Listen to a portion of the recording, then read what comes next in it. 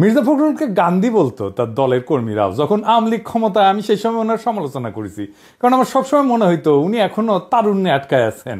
এটা শুনে আবার মনে করেন না যেটা ভালো, উনি উনার বাম ওরিয়েন্টেশন ছাড়তে পারেন নাই তরুণ বয়সের। উনি 70 দশকের বামের চোখ দিয়া দুনিয়াকে দেখেন। আমি এক্সাম্পল দিই, ওনার এই বক্তব্যের সমালোচনা করেছিলাম। উনি IMF এর ঋণ নিয়ে কথা বলতে গিয়ে বলছেন ক্ষমতায় টিকতে IMF এর শর্তে বন্দি সরকার। এটা তো বামেরা কয় IMF খারাপ, IMF এর শর্ত খারাপ, এটা নামাই যাবে না, এটা হারাম।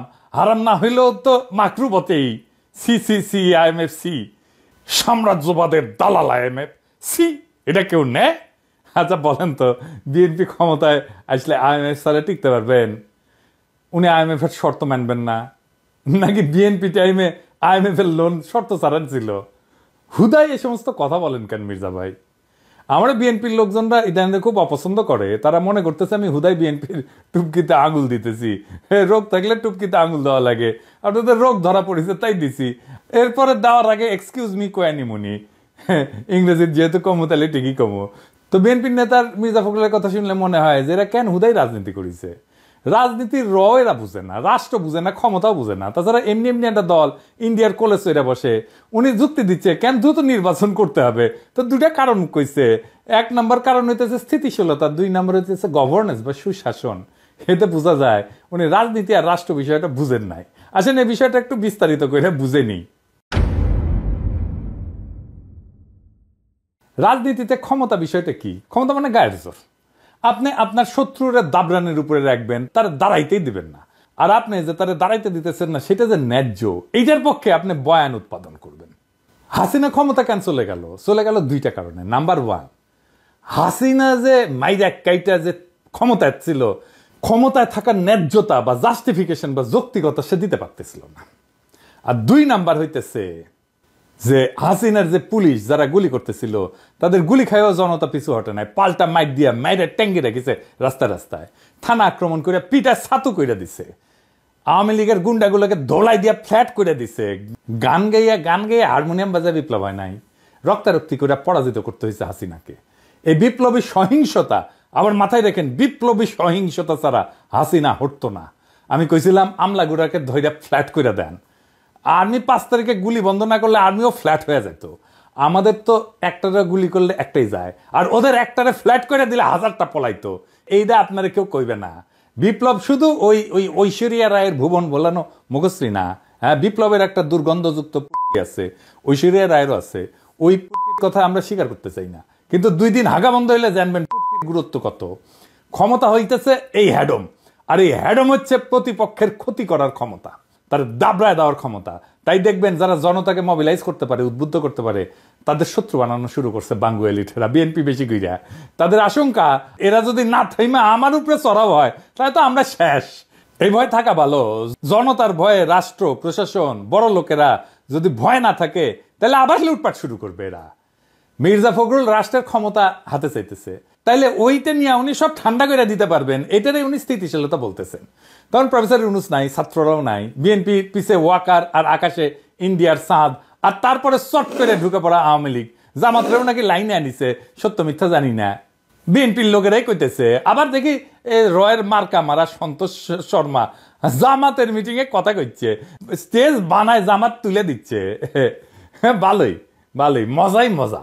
তখন তো এরকম হইলে আর তখন কে কারে চ্যালেঞ্জ করে? আওয়ামী লীগের প্রধান বিরোধী দল বানাবে, এই হইতেছে প্ল্যান। 1975-এ শহীদের বডিগার্ড জয় বাংলা হওয়ার পরে মাত্র 6 বছরের মাথায় ইন্ডিয়ান এজেন্ট এরশাদকে ইন্ডিয়া ক্ষমতা বসায়, তারপরে আবার আওয়ামী লীগ ফিরে। এভাবে আগামীর ইতিহাস লেখার কোশিশ করিচ্ছে ইন্ডিয়া। বিএনপি এমনিতে ক্ষমতা যেত। কোন কারণে আমার মাথায় আসে না, বিএনপির ইন্ডিয়ার কোলে গিয়া উঠতে হইলো। বিএনপি এখন হা কইরা উঠবে, কই আমরা ইন্ডিয়ার কোলে গিয়া উঠেছি। আসুক বিএনপির ক্ষমতা, একটা জিনিস কয়ে দিই, দেখে বুঝবেন যে বিএনপি ইন্ডিয়ার কোলে উঠেছে কিনা। দেখেন হাসিনার ইন্ডিয়ার সাথে কইরা যাওয়া চুক্তিগুলো বাতিল করে কিনা বিএনপি। ইন্ডিয়া বিএনপিরা বুঝেছে যে ইসলামপন্থীরা বড় হইতেছে, লীগ না থাকলে সে এটা সামলাইতে পারবে না। দেখেন রিপাবলিক টিভি কি বলে, ওরা অবশ্য জানে না বিএনপি অলরেডি ভারতের বিরোধিতা থেকে সরে আসছে, ইন্ডিয়ার কলেজে উঠছে। তাও শোনেন, দেখেন এটাই করিচ্ছে বিএনপি, ঠিক কিনা? দিন যাবে বিএনপি যেভাবে আজকে ভারত বিরোধিতা করছে, সেই বিএনপি ভারত বিরোধিতার জায়গা থেকে ছুড়ে ফেলে দিয়ে ক্রমাগত ভারতের কাছে আসতে চাইবে, কারণ ভারতই পারে একমাত্র নির্বাচনটা দিতে বাধ্য করাতে। তাই বিএনপি খুব দ্রুত ভারত বন্ধু হওয়ার চেষ্টা শুরু করে দেবে আর কদিনের মধ্যেই, আমি এটাকে ভবিষ্যৎবাণী করে দিচ্ছি। এবং আরেকটা বিষয় আমি বলছি যে বিএনপি যত আওয়ামী লীগ বিরোধিতা করুক না কেন, যখন তারা একক প্রচেষ্টায় ইউনূসকে সরাতে পারবে না, তারা কিন্তু আওয়ামী লীগের সঙ্গে যৌথ মঞ্চ করে ইউনূসকে সরাতে রাস্তায় নামতে বাধ্য হবে। ঠিক এরশাদ বিরোধী আন্দোলনে যেভাবে খালেদা জিয়া এবং শেখ হাসিনা একসঙ্গে রাস্তায় নেমেছিল, ঠিক সেভাবেই নামবে, কারণ ইউনূসকে তাদেরকে সরাতে হবে। দেখেছেন, এটা দেখে আমার সেই জিয়ার আমলের কথা মনে পড়ছে। আওয়ামী লীগ তো 1975-এই শেষ হয়ে যায়। ও কিন্তু ওই সময় 1975 সালের পরে জিয়াও আওয়ামী লীগের পলিটিক্যাল দুশ্মন হিসেবে পছন্দ করেছিল। কেমনে জানেন? তখন বিএনপি অবশ্যই জিতত, কিন্তু বিরোধী দল হইতো খন্দকার মোস্তাকের পার্টি। মোস্তাককে জেলে নেওয়া হয় 1976-এ সার্কিট হাউসের কাপলেট চুরির অভিযোগে। ছাড়া হয় 1978 সালের 16 ডিসেম্বর উপলক্ষে। তার 7 সপ্তাহের মধ্যে সংসদ নির্বাচন। খন্দকার মোস্তাক যেন দল গঠন করতে না পারে, সেজন্যই তাকে 1976 সাল থেকে জেলে নেওয়া হয়। জাসদের মূল নেতারাও জেলে রাখা হয়। জাসদ 8টা আসন পায় আর 39টা আসন পায় আওয়ামী লীগ বিরোধী দল হয়। খন্দকার মোস্তাক দল গঠন করে নির্বাচন করতে পারলে আওয়ামী লীগের অবস্থানটা উনি নিতেন। আওয়ামী লীগের ভোটের বেশিরভাগই উনি পাইতেন। উনার ভোটারেরা মুসলিম লীগলে ভোট দিছিল তখন, আর মুসলিম লীগ ওই নির্বাচনে 20টা আসন পাইছিল। এইদিকে নিয়ে যাইতেছে বাংলাদেশের ভবিষ্যতের বিএনপি। এবার আসেন মির্জা ফখরুলের গভর্নেন্সের প্রশ্নটা একটু আলোচনা করি। সুশাসন আসলে কি? সুশাসন মানে হইতেছে রাস্তাঘাট হবে, সুন্দর সুন্দর রাস্তা থাকবে, রাস্তায় আলো থাকবে, ট্রাফিক জ্যাম হবে না, শান্তি শৃঙ্খলা বজায় থাকবে, জিনিসপত্রের দাম কম থাকবে, শান্তির শান্তি, আর সবাই শান্তির ছেলে হয়ে কাল কাটাবে। কিন্তু রাষ্ট্রের কাজ কি এসব নিশ্চিত করা? এটা তো সিটি কর্পোরেশনের কাজ। রাষ্ট্র মানে তো গ্লোরিফাইড মিউনিসিপ্যালিটি না। আমাদের রাষ্ট্রে তাহলে আর্মি লাগে কেন? কূটনীতি লাগে কেন? ইসকনের চিন্ময়কে জেলে রাখতে হয় কেন? আপনাকে দেশের মধ্যে পন্দের আলো আর দিল্লি স্টারের বিরুদ্ধে কথা বলতে হয় কেন? কেন উদিসির মতো একটা সাংস্কৃতিক দলের বিরুদ্ধে কথা বলতে হয়? কেন নারী নীতির বিরুদ্ধে কথা বলতে হয়? কেন মঙ্গল শোভাযাত্রার বিরুদ্ধে কথা বলতে হয়? কেন সেকুলারিজমের বিরুদ্ধে কথা বলতে হয়? কেন রাখাল রাজধানীর বিরুদ্ধে কথা বলতে হয়? কেন আওয়ামী লীগের বিচার চাইতে হয়? কেন আয়নাঘর গুমের রাষ্ট্র তৈরি হয়? তার মানে পৌরসভার কাজ ছাড়াও রাষ্ট্রের গভীর কোনো কাজ আছে কি? সেটা রাষ্ট্রের কাজের মধ্যে মূল যে বিষয়টা, সেটা হইতেছে ক্ষমতা প্রশ্ন, শত্রু মিত্রের প্রশ্ন। রাষ্ট্রকে তার শত্রু চিহ্নিত করতে হয়। সেই শত্রু রাষ্ট্রের ভেতরে এবং বাইরে থাকে। তো তারপরেও এই রাষ্ট্রের এই ধারণা, গভর্নেন্স, সুশাসন, ক্ষমতা আর তার দার্শনিক ভিত্তি নিয়ে একটা আলাপ করি। ভয় পেয়েন না, চালাইয়া বুঝা যাইবেন আর কি। রাষ্ট্রকে এই প্রসঙ্গে দুই পণ্ডিতের দুই রকম সংজ্ঞা আছে, দুই বিখ্যাত। একজনের নাম হচ্ছে ম্যাক্স ভেবার, আমরা ওয়েবার কই, হ্যাঁ, আর আরেকজন হইতেছে মিশেল ফুকো। ম্যাক্স ভেবার কইছিল যে রাষ্ট্র হইতেছে সেই প্রতিষ্ঠান যা নির্দিষ্ট ভৌগোলিক অঞ্চলে সহিংসতা প্রয়োগের বৈধ অধিকার রাখে। অর্থাৎ রাষ্ট্রকে উনি বলছেন ইংরেজির লেজিটিমেট মনোপলি অন ভায়োলেন্স। রাষ্ট্রই একমাত্র বৈধ সহিংসতা করার মালিক। মনে হইতেছে আরে ভাই সর্বনাশ, সহিংসতা করার মালিক রাষ্ট্র? তাই তো, ইংরেজির তো কইছে, ঠিকই কইছে, তাই না? তো মিশেল ফিকো বলতেছে রাষ্ট্র শুধু সহিংসতা প্রয়োগ কইরা ক্ষমতা প্রয়োগ করে না, রাষ্ট্রের ক্ষমতার আবার আরেকটা অংশ আছে। রাষ্ট্র জ্ঞান, বিভাজন, বিন্যাস এবং নিয়ন্ত্রণমূলক প্রতিষ্ঠান, যেরকম হাসপাতাল একটা নিয়ন্ত্রণমূলক প্রতিষ্ঠান, স্কুল, কারাগার একটা নিয়ন্ত্রণমূলক প্রতিষ্ঠান। আমি মনে হচ্ছে স্কুল কেমন করে নিয়ন্ত্রণমূলক? স্কুলে শেখানো হয়, একজন নাগরিক হওয়া শেখানো হয়। এইগুলোর মাধ্যমে মানুষের জীবনকে নিয়ন্ত্রণ করে। এই শক্তিকে বলছিলেন বায়ো পাওয়ার, জৈব ক্ষমতা। এখন প্রশ্ন হইতেছে যে রাষ্ট্র মানে কি সুশাসন বা গভর্নেন্স? এটা বুঝতে হবে, না বুঝলে মির্জা ফখরুলের আর বিএনপির চিন্তার খামতি ধরতে পারবেন না। আসেন এটা আরেকটু গভীরে যে বুঝে দেখি, আরো দুইজনের কথা কইতে হবে। হাবারমাস আর হান্না আরেন্ট, এই দুইজনের কথা আলাপ করতে হবে। গভর্নেন্স বা সুশাসন কথাটা এসছে মূলত নিও লিবারেল আলাপ থেকে। এখন কবেন দাদা নিও লিবারেল আবার কি? এই নিও লিবারেলিজমটা বুঝতে হবে, তাহলে বুঝবেন বিএনপি একটা উন্নত মানের ভালসুন এবং দুনিয়ার মূর্খ সদারা ঢুকিছে উঠি। সে রাজনীতি বা রাষ্ট্র কিছুই বুঝে না। তো নিও লিবারেলিজম কি এটা না বুঝে দেখি। হ্যাঁ, নিও লিবারেলিজম হইল এমন একটা চিন্তাধারা বা নীতি যেখানে বলা হয় যে সরকার যত কম হস্তক্ষেপ করবে তত বাজার ভালোভাবে চলবে। অর্থাৎ বাজারই সমস্ত সমস্যার সমাধান করে দিবে, রাষ্ট্র শুধু সহায়তা করবে, নিয়ন্ত্রণ করবে না। তো এটা কি কিভাবে করা হবে? এটা হচ্ছে বেসরকারিকরণ করে দাও, সরকার নিজে কিছু চালাবে না, সব প্রাইভেট কোম্পানিকে দিয়ে দাও, পানি সরবরাহ প্রাইভেট কোম্পানিকে দিয়ে দাও, হাসপাতাল প্রাইভেট কোম্পানিকে দিয়ে দাও, বিদ্যুৎ কোম্পানি প্রাইভেট কোম্পানিকে দিয়ে দাও, তারপরে শিক্ষা প্রাইভেট কোম্পানিকে দিয়ে দাও, পুলিশও দিয়ে দাও প্রাইভেট কোম্পানিকে। 2 নাম্বার ব্যক্তিগত দায়িত্ব, সমস্যা হলে নাগরিক নিজেই দায়ী। যেমন আপনি বেকার, এটা সরকারের দোষ না, আপনার দোষ, কারণ আপনি দক্ষ না। দেশ আমার দোষ আমার, মনে আছে? হ্যাঁ, এটা হচ্ছে নিও লিবারালিজম, আপনার দোষ, সেই জন্য আপনি চাকরি পান না, বুঝেছাও? 3 নাম্বার ব্যবসায়ীদের স্বার্থ আগে, বড় কোম্পানিগুলোকে ছাড় দেওয়া হবে, কারণ তারা বিনিয়োগ আনবে, ব্যাংকে ঋণ খেলাপি হলে ক্ষমা পাবে, কৃষক আবার ঋণ খেলাপি হলে জেলে নিয়ে যায়, বুঝেছাও? কৃষক 1000 টাকা ঋণ খেলাপি হলে তার কোমরের দড়ি মেন্দে নিয়ে যায় জেলে, কিন্তু হাজার হাজার কোটি টাকা ঋণ খেলাপি হলে তারে কলে জেলে নেয় না, তার মাথায় মুকুট পরে দেয়, বুঝেছাও? আর কি যত ভর্তুকি আছে, মানে ধরেন আপনি যে সার পান, এটা ভর্তুকি দেয় সরকার করলে, সেজন্য আপনি কম দামে সার পান, বীজ পান, এটা ভর্তুকি দেয়। এই ভর্তুকি দেবে না, এ স্বাস্থ্য শিক্ষা ভর্তুকি সবকিছু তুলে দেবে। ঠিক এইভাবে গরিবের চালের উপরে ভর্তুকি তুলে দিবে, সারের উপরে তুলে দিবে, বিদ্যুতের উপরে তুলে দিবে, ডিজেল তেলের উপরে তুলে দিবে, ভর্তুকি দিবে না, কিন্তু ব্যাংকের লোকসান আবার সরকার পূরণ করে দেবে টাকা চেপে, বুঝেছাও? তাহলে নিও লিবারালিজম কেন সমস্যার?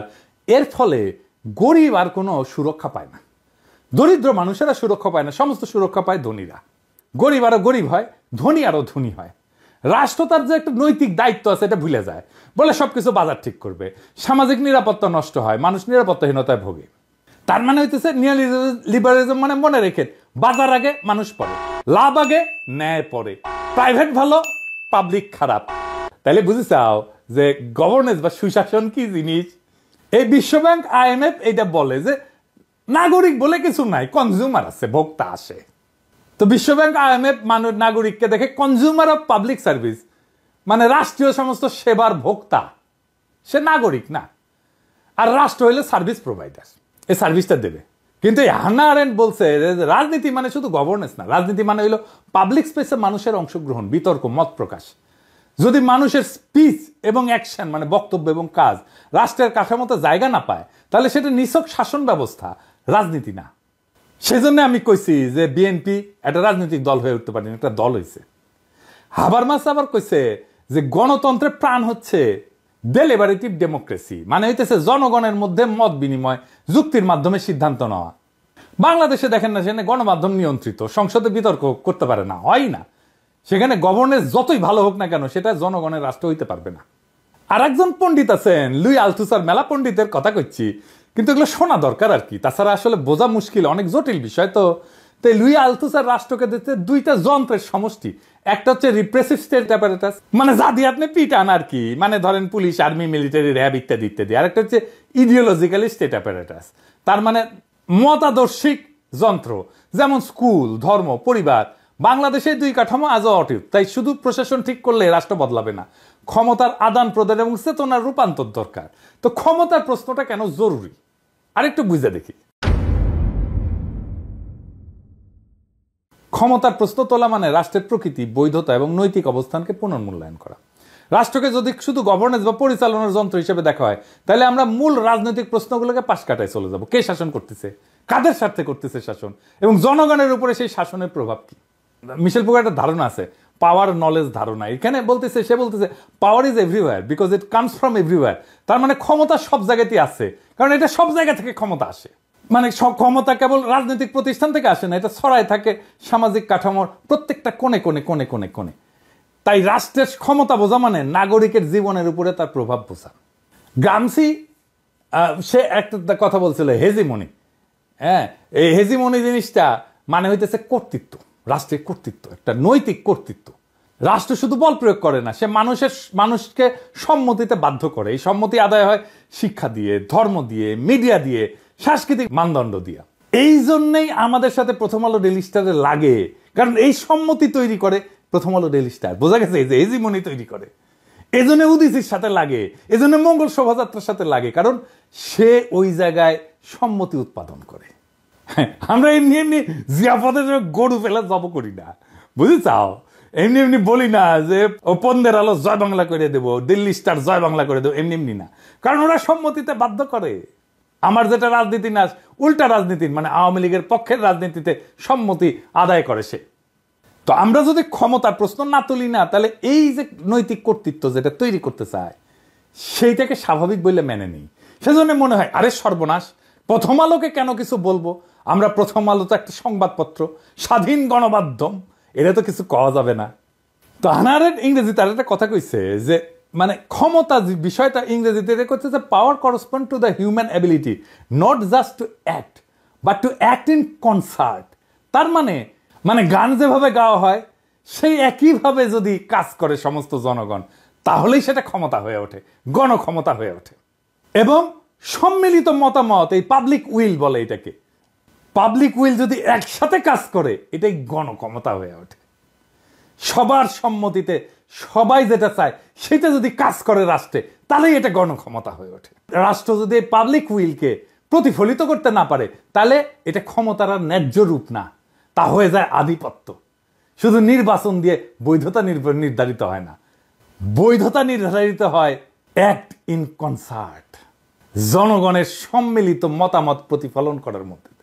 মানে এই যে প্রফেসর ইউনূস যে নারী নীতি করেছে, এটা অ্যাক্ট ইন কনসার্ট হয়নি, এইটা ক্ষমতার ন্যায্য রূপ না, এটা হয়ে গেছে আধিপত্য, নারীবাদীদের আধিপত্য, এটা জনগণের ইচ্ছা না। সেই জন্য এই যে নির্বাচন, গণতন্ত্র এই সমস্ত করছে ধুনপুন বালসাল, এই গণতন্ত্র দিয়া কি পাবলিক উইল এটা প্রতিষ্ঠিত হয় না, করতে পারবে না। গণতন্ত্র শেষ কথা না, কথা হইতেছে পাবলিক উইল, জনগণের আকাঙ্ক্ষাকে প্রতিফলিত করতে হবে। জনগণের আকাঙ্ক্ষাকে ওটাই তো জানে না।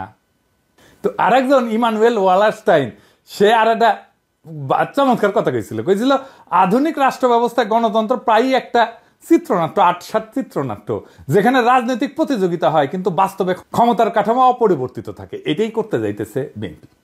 তাই নির্বাচন মানে গণতন্ত্র, এই সরলীকরণটা ভাঙতে হবে। তাই ক্ষমতার উৎস, প্রভাব এবং বিশ্লেষণ করাটা জরুরি। হাবারমাস তার একটা তত্ত্ব আছে, এটা ডেলিবারেটিভ ডেমোক্রেসি একটা তত্ত্ব আছে। উনি বলছেন বৈধতা আসে জনপরিষদে জনগণের কমিউনিকেটিভ পাওয়ার থেকে, মানে যেখানে সাধারণ মানুষের মত প্রকাশ, বিতর্ক, যুক্তি নির্ভর সিদ্ধান্ত গ্রহণ থাকে না, সেখানে নির্বাচন যতই হোক রাষ্ট্র জনগণের না বরং এক এলিট শ্রেণীর প্রতিনিধি হয়ে দাঁড়ায়। এই জন্যই মির্জা ফখরুলরা, বিএনপিরা ইউটিউবারদের পিছিয়ে লাগিছে, কারণ এদের কমিউনিকেটিভ পাওয়ার আছে, কারণ এরাই বৈধতা উৎপাদন করতে পারতেছে, এরাই পাবলিক স্পেসে জনপরিসরে কমিউনিকেটিভ পাওয়ারকে চর্চা করে, এখানে মত প্রকাশ করে, বিতর্ক করে, যার ফলে জনগণ যুক্তি নির্ভর সিদ্ধান্ত গ্রহণ করতে পারে। সেইখানে নির্বাচন কইরা এলিট শ্রেণীর প্রতিনিধি হয়ে থাকাটা জটিল হয়ে যাইতেছে। এই জন্যই আমাদের উপরে চড়াও হইতেছে বিএনপি। তাই রাষ্ট্র শুধু গভর্নেন্স না, এটা শ্রেণীগত নৈতিক প্রকল্প। রাষ্ট্র কেবল আইন, ট্যাক্স বা নীতি নির্ধারণ মেশিন না, এটা একটা নৈতিক শ্রেণীগত প্রকল্প, যার মাধ্যমে কোনো গোষ্ঠী অন্যদের জীবনযাত্রা, ভবিষ্যৎ এবং স্বপ্নকে নিয়ন্ত্রণ করে। তাই এইখানে দখল, প্রতিরোধ এবং পুনর্গঠনের জায়গাটা হইতেছে ক্ষমতার কেন্দ্রীয় প্রশ্ন। ক্ষমতার প্রশ্ন তোলা মানে রাষ্ট্রের চরিত্র এবং পক্ষপাত চিহ্নিত করা, শাসনের নৈতিকতা যাচাই করা এবং জনগণ কেবল সেবাগ্রহীতা না, রাজনীতির সক্রিয় অংশীদার হিসেবে কল্পনা করা। মির্জা ফখরুল বলছে যে সে সুশাসন বা গভর্নেন্স চায়, যেটা রাষ্ট্রভাবনায় নিও লিবারেল পলিসি। আমরা তো বুঝলাম, কিন্তু আমাদের আপত্তি নাই যদি তারা নিও লিবারেল পলিসি নেয়, কিন্তু যদি সে মনে করে যে নিও লিবারেল পলিসি বাংলাদেশের জন্য ঠিক আছে, ইংরেজি যেহেতু কইছে তাইলে ঠিকই আছে। কিন্তু মুশকিল হইতেছে যে এটা তো বুঝা বলেনি, শুইনা বলছে, হুইনা মুসলমানের মতো। 31 দফার অন্তত 5টা দফা আছে যা নিউ লিবারেল পলিসির উল্টা, একেবারে উল্টা, সাংঘর্ষিক। হয় আপনি নিউ লিবারেল পলিসি ইমপ্লিমেন্ট করতে পারবেন না, অথবা 31 দফার 5টা দফা ইমপ্লিমেন্ট করতে পারবেন না। তবে আপনারা কোনোটাই পারবেন না, কারণ আপনারা তো বুঝা করেন না 31 দফা। তা আসেন দেখি 31 দফার মধ্যে কোনটা কোনটা নিউ লিবারেল পলিসির সাথে সাংঘর্ষিক। যেমন দফা 17, মূল্যস্ফীতির আলোকে শ্রমিকদের ন্যায্য মজুরি নিশ্চিত করা। এটা নিও লিবারেল নীতিতে শ্রমবাজারকে মুক্ত রাখা হয়, মজুরি নির্ধারণে রাষ্ট্রের হস্তক্ষেপ তো করতে দিবে না নিও লিবারেল পলিসি। কিন্তু এই দফায় রাষ্ট্রের সক্রিয় ভূমিকার কথা বলা হয়েছে, যা শ্রমিকদের ন্যায্য মজুরি নিশ্চিত করতে বাজারের উপর হস্তক্ষেপের প্রয়োজনীয়তা তুলে ধরছে। এটা তো করতে পারবেন না নিও লিবারেল পলিসিতে, একটা করবেন আর একটা করতে পারবেন না, পারবেনই না এটা করতে। 26 নম্বর দফা, সবার জন্য স্বাস্থ্যনীতি বাস্তবায়ন। এইটা তো নিও লিবারেল পলিসির উল্টা। আপনি স্বাস্থ্যসেবাকে বেসরকারীকরণ করতে হবে, ব্যক্তিগত খরচের উপরে নির্ভরশীল করতে হবে, রাষ্ট্র খরচই করতে পারবে না। এই দফায় রাষ্ট্রের মাধ্যমে সবার জন্য স্বাস্থ্যসেবা নিশ্চিত করার কথা বলা হয়েছে। এইটা নিউ লিবারেল পলিসির সাথে সাংঘর্ষিক। 27 নম্বর দফা কৃষি পণ্যের ন্যায্য মূল্য নিশ্চিত করা। নিউ লিবারেল অর্থনীতিতে কৃষি পণ্যের দাম বাজার নির্ধারণ করবে। এই দফায় রাষ্ট্রের মাধ্যমে কৃষকের ন্যায্য মূল্য নিশ্চিত করার কথা বলা হয়েছে, যা বাজারের স্বাধীনতার ধারণের সাথে সাংঘর্ষিক, যেটা নিউ লিবারেল পলিসিতে আছে, সুশাসনে আছে। 21 নম্বর দফা স্থানীয় সরকার প্রতিষ্ঠানগুলোকে স্বশাসিত এবং ক্ষমতায়ন করা। নিউ লিবারেল পলিসিতে কেন্দ্রীকরণ এবং বেসরকারীকরণে জোর দেওয়া হয়েছে। সেন্ট্রালাইজ করতে হবে, আপনি এটা ডিসেন্ট্রালাইজ করতে যাচ্ছেন। এই দফায় স্থানীয় সরকারকে ক্ষমতায়নের কথা বলা হয়েছে, যা স্থানীয় জনগণের অংশগ্রহণ এবং রাষ্ট্রের ভূমিকা বৃদ্ধির দিকে ইঙ্গিত করতেছে। উল্টা একদম নিউ লিবারেল পলিসি। অর্থনৈতিক সংস্কার কমিশন গঠন। নিউ লিবারেল রীতিতে অর্থনৈতিক সিদ্ধান্ত গ্রহণ রাষ্ট্রের হস্তক্ষেপ করা যাবে না, কমাইতে হবে। এই দফায় রাষ্ট্রের মাধ্যমে অর্থনৈতিক সংস্কার পরিচালনার কথা বলা হয়েছে। নিউ লিবারেল পলিসির সাথে সাংঘর্ষিক। তা রাষ্ট্র রাজনীতি এবং বিএনপির অনুধাবনের দুর্বলতা আছে না? বাংলাদেশের রাজনীতি এখন এমন একটা অদ্ভুত সন্ধিক্ষণ চলতেছে। যারা রাষ্ট্র ক্ষমতার বাইরে তারা রাষ্ট্র নিয়ে ভাবছেন কিন্তু ভুল জায়গা থেকে। যারা রাষ্ট্র ক্ষমতায় আছেন তারা রাষ্ট্রকে বিভিন্ন স্টেক হোল্ডারদের একটা জায়গা ক্লাব বানায় ফেলছেন। এই বাস্তবতার প্রতিক্রিয়া না থাকলে ইতিহাসের গতিপথ বদলাবে না। এমন প্রেক্ষাপটে বিএনপি নিজেকে রাজনীতির বিকল্প হিসেবে তুলে ধরতে চাচ্ছে, কিন্তু সমস্যা হলো তারা এখনো পর্যন্ত একটা দল, একটা নির্বাচনী প্ল্যাটফর্ম হয়ে উঠছে, কিন্তু একটা রাজনৈতিক দল হইতে পারেনি। কেন পারেনি তা বুঝতে হলে নেতৃত্বের চিন্তার কাঠামো এবং রাজনৈতিক অনুধাবন খতায় দেখতে হবে। এবং আমরা এটা দেখলাম। মির্জা ফখরুল ইসলাম আলমগীর দলের মুখপাত্র, নেতা এবং মুখ, তার চিন্তাধারা অনেকাংশেই 70 দশকের বাম রাজনীতিতে আটকে আছে। তিনি আইএমএফ নিয়ে বলে যখন যেই সরকার টিকে আছে আইএমএফ এর শর্তে বন্দী হয়ে, তখন তার বক্তব্যের মূলে আছে এক ধরনের সাম্রাজ্যবাদ বিরোধী পুরনো বামপন্থা। কিন্তু রাজনীতি কেবল প্রতীকী ঘৃণা দিয়ে চলে না। আপনি যদি রাষ্ট্র পরিচালনা করতে চান তাহলে আইএমএফ এর মতো বৈশ্বিক প্রতিষ্ঠানের বাস্তবতা এবং কৌশলগত পরিচালনার দায়িত্ব নিতে হবে। যখন ফখরুল সাহেব নির্বাচন তাড়াতাড়ি দিতে বলেন যে গভর্নেন্স ঠিক হবে, তখন তিনি নিজেই নিজের চিন্তার ফাঁদে পড়ে যান। গভর্নেন্স নিয়ে লিবারাল কাঠামোর ভাষা, যেখানে রাষ্ট্রের দায়িত্ব নাগরিকের কাছে না বিনিয়োগকারীর কাছে। যদি বিএনপি সত্যিই রাষ্ট্র ক্ষমতা নিতে চায় তাহলে তাকে প্রথমে জিজ্ঞেস করতে হবে রাষ্ট্রের কাজ কি, গভর্নেন্স না ক্ষমতা। রাষ্ট্র মানে গ্লোরিফাইড মিউনিসিপ্যালিটি না।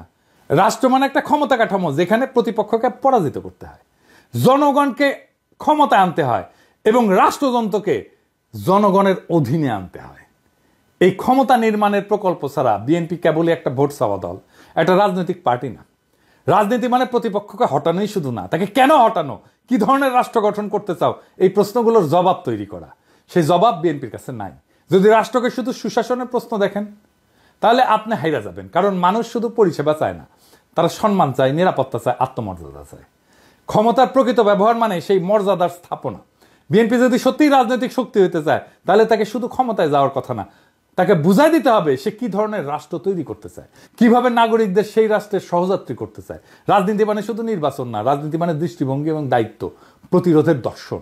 বিএনপি এখনো সেই দর্শন ছুঁইতে পারেনি, কিন্তু আমাদের সেই দর্শন ছুঁইতে হবে, নইলে বাংলাদেশের মুক্তি নাই। ইনকিলাব জিন্দাবাদ।